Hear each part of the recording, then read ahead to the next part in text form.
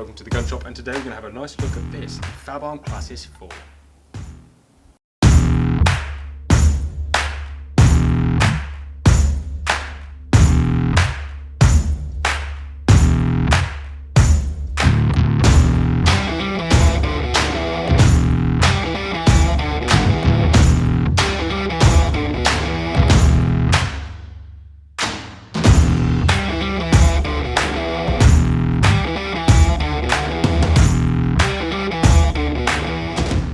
So we'll start at the back. We have a hand-fitted wooden heel plate that comes checkered with 2 Phillips head screws.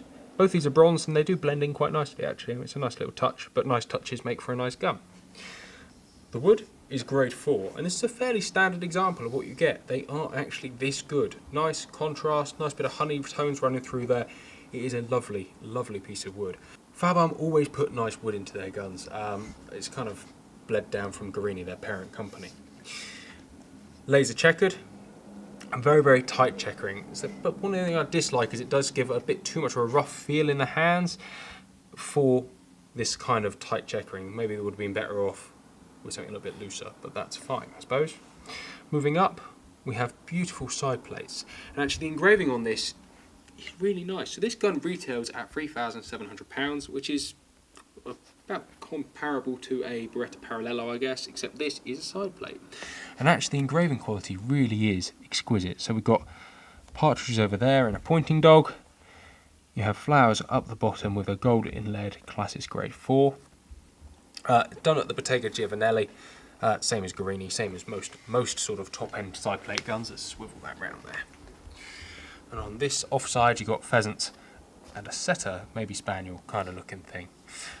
The trigger guard is the last bit I'll talk about engraving wise, and actually it really is exquisite, really nice, lovely depth, lovely shading, just great quality engraving, really is great quality engraving.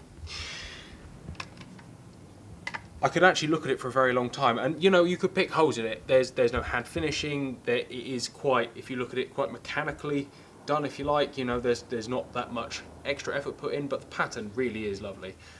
You'll notice it's got a nice satin finisher to it as well, and this is obviously stain and wear resistant.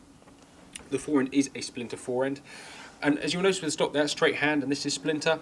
On the standard Classis, the non-side plated version, it is available with a full pistol grip and a slightly larger forend.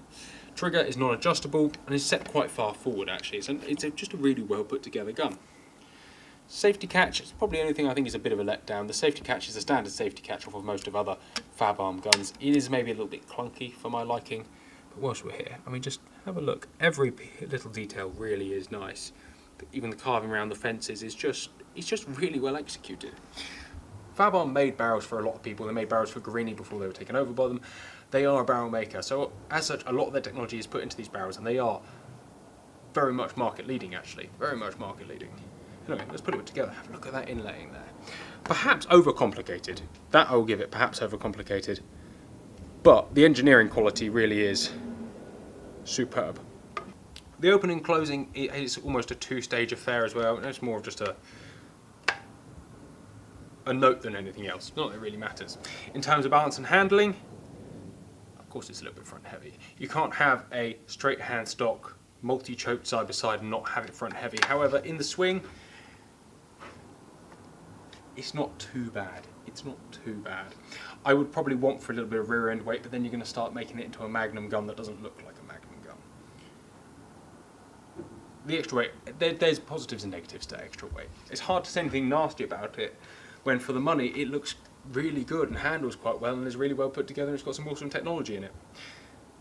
My only real downside with this, guys, I suppose, is that actually for £3,600 you could buy yourself the most exquisite hand-built English gun. And for what I would want to use a side-by-side for, which would be driven game, I'm not going to want to put steel through it. I'm not going to want to do this. I'm not going to want to sort of abuse it.